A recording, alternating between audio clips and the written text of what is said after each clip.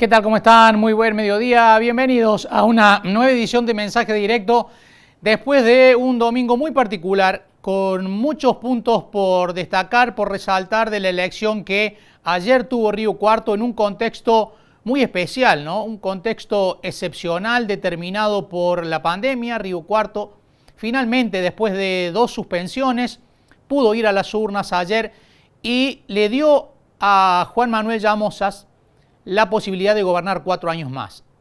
Llamosas se convirtió anoche, a partir del triunfo, en el primer intendente justicialista que obtiene la reelección en Río Cuarto, algo que no había ocurrido jamás, que el peronismo no había tenido la oportunidad de conseguir aquí en la ciudad.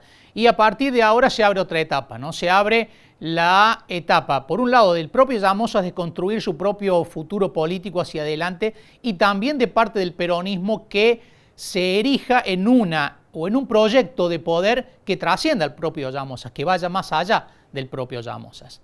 ¿Cuáles fueron los números anoche? Los números definitivos en una elección que deparó alguna sorpresa.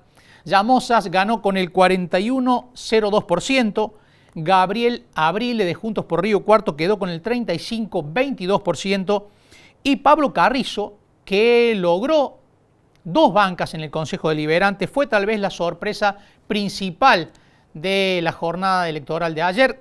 Obtuvo el 12,17% a pesar de las situaciones que había arrastrado Carrizo, como por ejemplo la denuncia y la imputación por violencia de género. La fuerza de Carrizo, que se dividió porque fue expulsado el propio Carrizo de Respeto, ayer se quedó con 2 concejales y un tribuno de cuentas en uno de los aspectos a tomar en cuenta. Para la clase política, para la política tradicional, 2 datos importantes ayer para tomarlo como llamado de atención. Por un lado, votó menos del 50% de la población. Y si bien estamos en un contexto de pandemia y por supuesto se preveía una baja en la participación de la gente, también es cierto que fue una campaña que no logró enamorar, que no generó debate, no generó discusión, no tuvo vuelo político y por lo tanto no generó la expectativa de que la votación de ayer fuera una instancia que le permitiera a los riocuartenses pensar que podían mejorar a través del voto su vida para los próximos 4 años. Ese es un llamado de atención y lo obligará también al intendente a reconstruirse. Segundo dato, quienes fueron a votar en un 12% votaron a Pablo Carrizo, que hace política desde la antipolítica.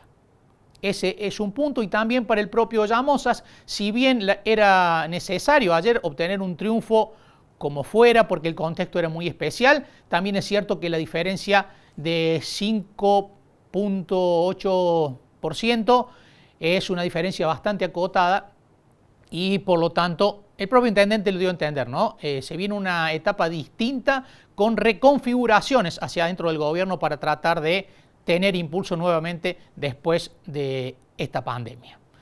Hoy a la mañana, hace un rato, tuvimos oportunidad de hablar en exclusiva con el intendente Juan Manuel Llamosas para ver cómo analizó la elección, el resultado, el proceso extenuante que tuvo Río Cuarto, porque la elección estaba prevista para marzo y terminó concretándose ayer. Estamos a fin de año. Y también cómo ve Río Cuarto y su propio gobierno para adelante. Escuchamos al intendente.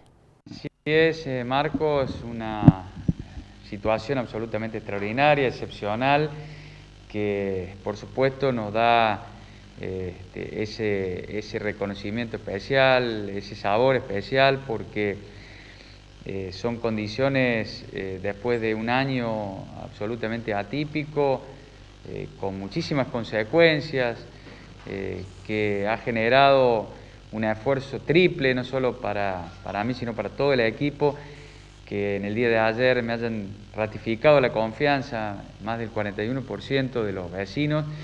Es no solo una enorme responsabilidad, sino también una confianza por lo que hicimos, una confianza por lo que vamos a hacer.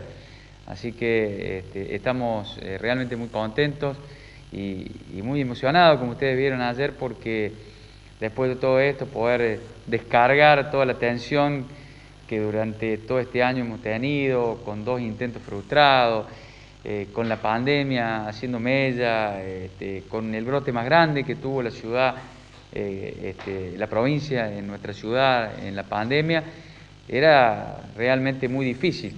Y haber logrado este triunfo en una ciudad donde nunca el justicialismo había podido ser reelecto, donde ustedes saben la historia del 83 a la fecha, salvo en una oportunidad y en dos cuando asumimos el 2016, siempre el radicalismo había obtenido su triunfo, es también un enorme desafío para mí en lo personal, pero sobre todo para el equipo de cara a seguir por lo que nos falta.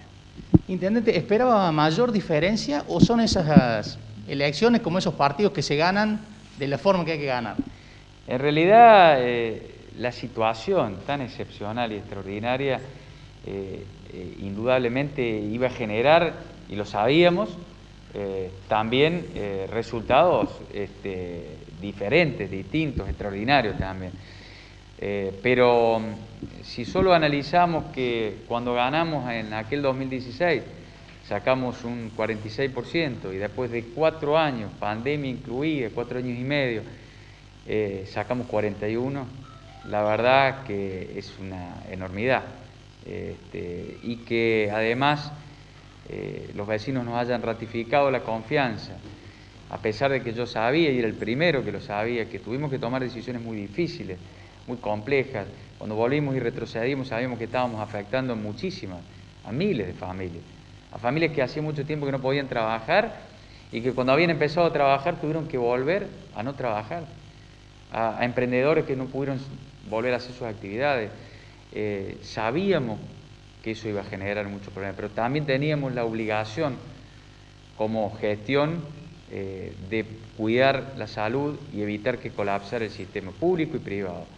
Entonces, si con todo ese contexto analizado en esa situación tan atípica y extraordinaria que vivimos, estamos y nos sentimos muy respaldados y eso nos da la fuerza para seguir adelante en lo que viene y también para aquel porcentaje que no nos votó y que planteó un cambio, el desafío es convencerlos que vamos a estar mejor y que lo vamos a poder hacer.